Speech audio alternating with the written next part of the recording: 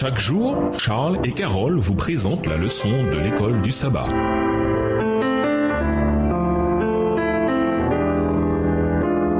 Bienvenue dans votre émission Dieu nous parle. Louange de jeudi, le thème de la louange. L'adoration était au cœur de la relation d'alliance entre le Seigneur et Israël. Ce qui différenciait le peuple du monde qui l'entourait était que lui seul, en tant que nation, adorait le vrai Dieu, par opposition aux faux dieux et déesses du monde païen qui n'étaient en réalité pas des dieux. Maintenant donc, voyez que c'est moi, oui, moi, et qu'il n'y a pas de Dieu avec moi. Deutéronome 32, verset 39. Lisons Deutéronome 4, le verset 19, Deutéronome 8, le verset 19, Deutéronome 11, le verset 16 et Deutéronome 30, le verset 17.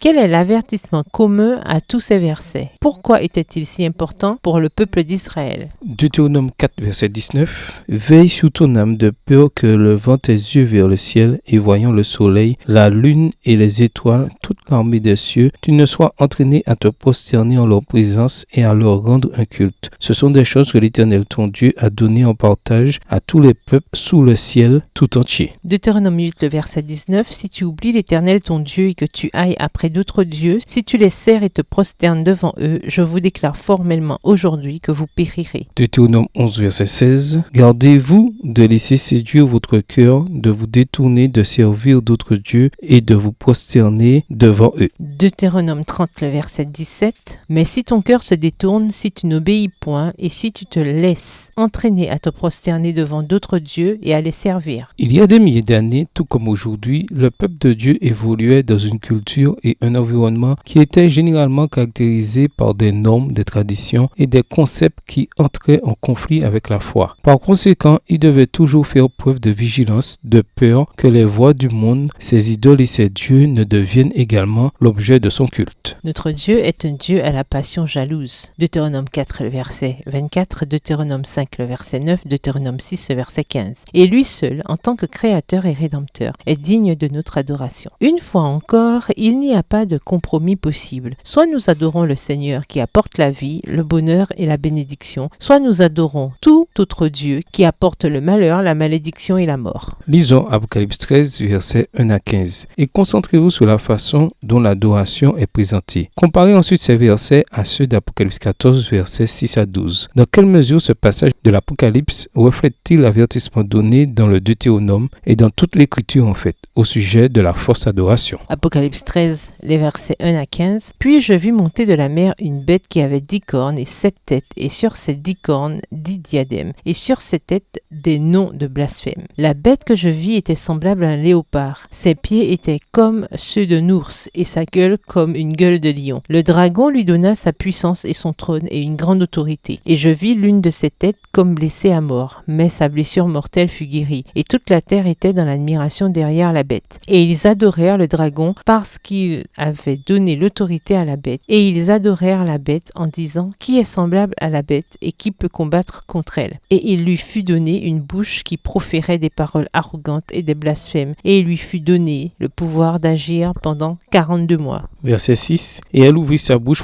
pour proférer des blasphèmes contre Dieu, pour blasphémer son nom et son tabernacle et ceux qui habitent dans le ciel. Et il lui fut donné de faire la guerre aux saints et de les vaincre. Et il lui fut donné autorité sur toute tribu, tout peuple, toute langue et toute nation. Et tous les habitants de la terre l'adoreront, ceux dont le nom n'a pas été écrit dès la fondation du monde dans le livre de vie de l'agneau qui a été immolé. Si quelqu'un a des oreilles, qu'il entende. Si quelqu'un mène en captivité, il ira en captivité. Si quelqu'un tue par l'épée, il faut qu'il soit tué par l'épée. C'est ici la persévérance et la foi des saints. Verset 11. Puis je vis de la terre une autre bête qui avait 2 cornes semblables à celles d'un agneau et qui parlait comme un dragon. Elle exerçait toute l'autorité de la première bête en sa présence, et elle faisait que la terre et ses habitants adoraient la première bête dont la blessure mortelle avait été guérie. Elle opérait de grands prodiges, même jusqu'à faire descendre du feu du ciel sur la terre à la vue des hommes. Et elle séduisait les habitants de la terre par les prodiges qui lui étaient donnés d'opérer en présence de la bête, disant aux habitants de la terre de faire une image l'image de la bête qui avait la blessure de l'épée et qui vivait. Et il lui fut donné d'animer l'image de la bête afin que l'image de la bête parlât et qu'elle fit que tous ceux qui n'adoreraient pas l'image de la bête fussent tués. Apocalypse 14, versets 6 à 12. Je vis un autre ange qui volait par le milieu du ciel ayant un évangile éternel pour l'annoncer aux habitants de la terre, à toute nation, à toute tribu, à toute langue et à tout peuple. Il disait d'une voix forte, craignez Dieu et donnez-lui gloire, car l'heure de son jugement est venue, et adorez celui qui a fait le ciel et la terre et la mer et les sources d'eau. Et un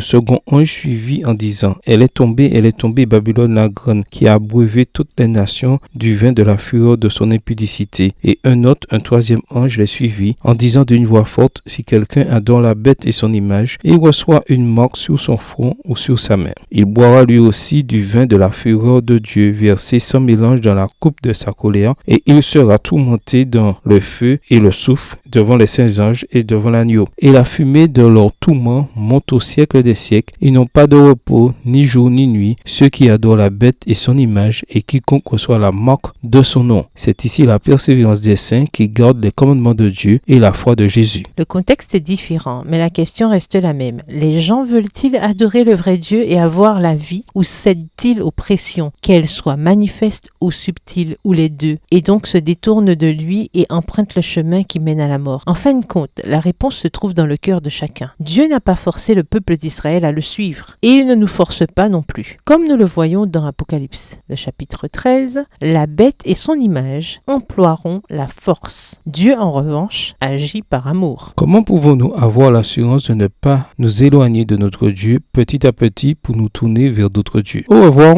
Et à demain si Dieu veut. Dieu nous parle.